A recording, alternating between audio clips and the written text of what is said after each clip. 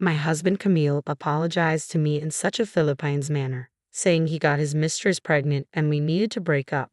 I was dumbfounded, and my affection for him ran out 6 months ago.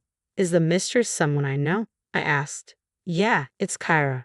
Remember meeting her again at Alice's wedding reception. Since then, my husband seemed completely unashamed. Alice's wedding was the year before last, so you've been cheating for over a year. Alice was a college classmate, and Kyra was a junior 2 years behind me. She was in the same research group as Alice, and we played tennis together in college, so I remember her well. She was nicknamed Little Devil behind her back and was quite famous in a way. Huh. Oh, is that so? Time flies when you get older. My husband just laughed it off. What on earth was he thinking? I can't understand him at all. I'm Viola, 30 years old. I met my husband in the college tennis club despite him being 5 years older at 35. He often showed up as an alumnus who loved happy hours, had lots of friends, and was friendly with everyone. He took great care of freshmen and was kind, but I later realized it was limited to girls after we started dating. I cried many times due to his cheating habits back then, but I loved him and married him right after graduation. But once I started working, I got to know the real him, or rather, his useless side. He frequently appeared in the tennis club's clubhouse, acting all high and mighty with the juniors because he was completely ignored by his peers. The truth was he was so incompetent at his job that he wasn't given any serious responsibilities. Even now, there's no prospect of a raise or promotion. He's just a pretentious good-for-nothing who can't do his job or household chores. I tried various things to change him after we got married, but his refusal to change made me give up. The reason I had to divorce him wasn't just that work was busy and it was a hassle, but also because his parents were good people, a reason that had nothing to do with my husband himself. So look, we need to split up quickly because of the baby coming. You can have this apartment, and I'll leave. That's the end of it, okay? I was taken aback by his careless words and my husband's sly grin. What? No way. Let's part ways cleanly. This is not a good opportunity. As I neared my 40s, I started wanting a child. I had graduated college and started working as a full-time employee. I found myself in a situation where I was earning more than my husband, and my company offered excellent parental and maternity leave benefits. I was ready to start a family, but despite our efforts, it just wasn't happening, and it broke my heart. The love I once felt for my husband had dwindled away, especially after discovering his affair and the news that he got the other woman pregnant. I was determined to cleanly and completely end the relationship. What infuriated me even more was his lack of remorse. Instead of apologizing, he simply voiced his needs and demands. It was evident that it was time to put an end to this unpleasant relationship that had dragged on for years. We would involve a lawyer, ask for compensation, and divide our property. And of course, we would expect something from Kyra as well. However, when I voiced my concerns about the financial aspect, my husband callously suggested that I take on the debt myself since it was his affair that caused the separation. When I glared at him, he relented, admitting that he might need his father's help to cover the expenses. I proceeded with the divorce proceedings and hired a lawyer. Despite multiple calls from my in-laws pleading with me to reconsider, I remained steadfast in my decision. Even my father-in-law broke down in tears, acknowledging that if I left, it would spell the end for him. My mother-in-law begged me to reconsider, expressing her love for me like her own daughter. But even they understood once I laid bare the truth about my husband's constant infidelity and laziness. Finally, they apologized profusely, hanging their heads in shame. They even paid the compensation in a lump sum on behalf of my husband, who had no savings of his own. They made him promise never to ask for their help again and to repay them promptly. I still can't fathom how such a careless and irresponsible man could come from parents as decent and responsible as his. I decided to retreat to my parents' house. The divorce proceedings, which I had anticipated as a hassle, wrapped up faster than I expected. Returning to my recently relocated family home, 6 months flew by. I found myself consumed by work on weekdays and occupied with household chores on weekends, leaving little room to dwell on my ex-husband. Then, out of the blue, my best friend Alice called, seething with anger from the moment she started speaking. Viola, did you know your ex-husband Camille and Kyra? They're living it up in a new high-rise apartment, flaunting their wealth everywhere. Kara even had the audacity to invite me to her baby shower party. The presents alone cost over $100, and there's a $100 participation fee. It's outrageous, isn't it? She exclaimed. I was taken aback by the news. I hadn't realized that Kyra had given birth, let alone why she would reach out to Alice. Both my ex-husband and Kyra were well aware that Alice was my best friend. Why would Kyra even extend an invitation to her, knowing Alice would undoubtedly relay everything to me? When I tentatively mentioned this to Alice, her anger escalated even further. She did it deliberately, Viola. Deliberately. That awful woman had the nerve to tell me she's so happy now, thanks to Viola breaking up with Camille. Can you believe her audacity? She's the worst kind of person. I want to put her in her place somehow. Alice raged. That nickname from our college days resurfaced in my mind. Kara was always known as the little devil, stirring up trouble among seemingly happy couples. Even when relationships were strained because of her involvement, she remained composed, wearing a facade of innocence. If a couple splits up just because someone else shows interest, it wasn't true love to begin with, right? They would have broken up eventually anyway, so what's the harm? She'd say, her words dripping with sugary sweetness, all the while smirking knowingly. I felt a pang of pity for Kyra, realizing she might never have experienced genuine love. Despite this, I knew better than to involve myself with her, so I made the conscious decision to keep my distance, at least for the time being. Kara didn't matter much to me. There was something else that demanded my attention. Alice. There's only one newly constructed high-rise apartment building, right? Have you heard anything about them moving in? I asked Alice, seeking any information she might have. I've never met them, Alice quickly replied, but apparently it was very recent. They'd been boasting about securing a spot. Fortunately, someone who had bought one of the units had to relocate for work and put it back on the market without moving in.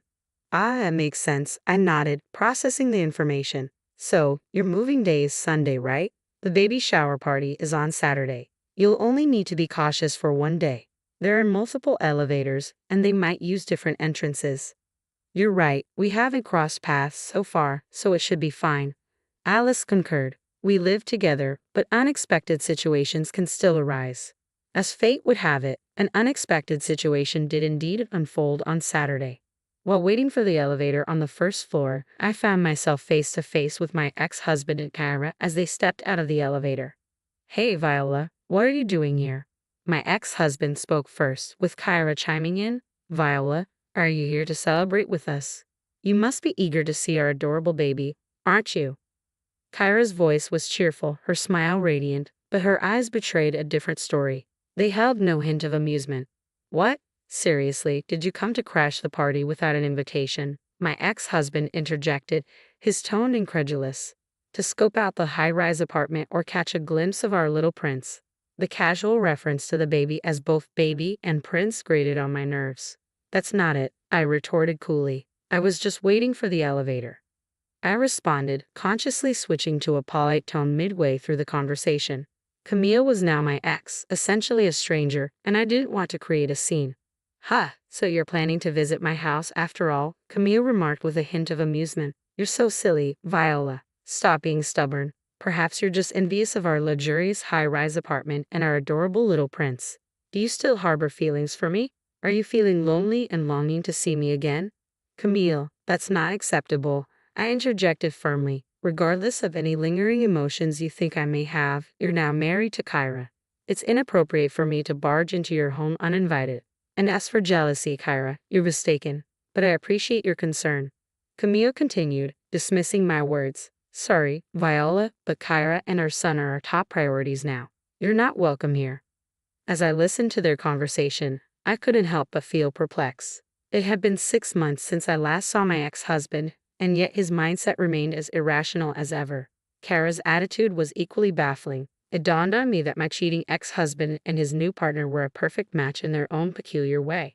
Reflecting on it, I regretted wasting my precious 20s on Camille. I'm utterly ashamed of my past with Camille, wishing to bury those memories deep in darkness. If only I had ended things sooner without making excuses, I wouldn't have to endure this nonsense from my ex-husband and his partner.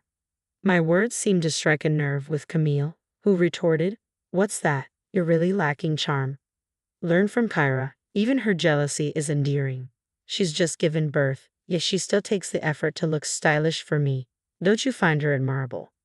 Not at all embarrassed, I replied calmly. I was simply going to the grocery store. I was dressed in a plain white t-shirt and jeans, clean and presentable.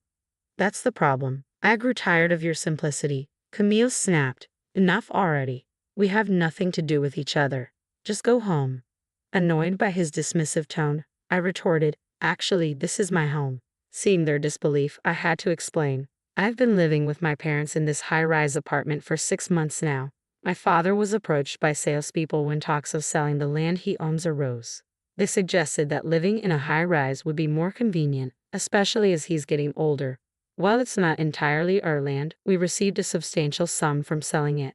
During negotiations, we were able to move into one of the higher floors for much less than market value. Camille was taken aback. You're landowners with that much money. If I had known, I wouldn't have agreed to the divorce. Give me back the compensation money. There's no need for a property settlement, I replied firmly. The compensation was a result of your affair, and the property settlement was a matter between us as a married couple. As I spoke, I noticed Kyra mumbling to herself, her silence speaking volumes. I caught it. I can't believe Viola is living in a high-rise. I thought I had totally won, Kyra exclaimed, shooting me a glare. But Viola, you don't have a baby or a loving partner, do you? I haven't lost yet. Look, Kyra, I was never competing with you, I replied calmly. In fact, I'm thankful to you for giving me the opportunity to break up with Camille. Oh, and I'm moving out of my house tomorrow, so I don't think we'll see each other again. What? Why? You just moved into a high-rise, they both exclaimed in surprise. I shrugged, explaining, maybe it's a matter of different values. It just wasn't a good fit for my family. I found living in a high-rise unsuitable for hanging laundry outside. There are no balconies on the higher floors for safety, and only some windows can be opened. It wasn't suitable for my mother and me, who preferred drying laundry and bedding in natural sunlight and wind without using a dryer. Plus, the intense sunlight made it too hot even with the air conditioning on. The building also shakes quite a bit during even a magnitude 3 earthquake. It's designed to sway to prevent collapse, and the higher floors shake more. It was terrifying. Most stressful of all was the daily elevator ride. It gets crowded during the morning commute, and it takes time since it stops on each floor. The advertised 3-minute walk from the station felt much longer in the elevator. We were too bothered by the drawbacks unique to high-rise living, so we decided to move to a regular house with a garden. After all, luckily, our apartment sold quickly at almost the same price we bought it for. As I finished explaining, both my ex-husband and Kyra grinned. Oh, so we'll never see each other again. So, a high-rise wasn't suitable for commoners like you. It's more suited for an elite celebrity family like mine, Kyra remarked sarcastically.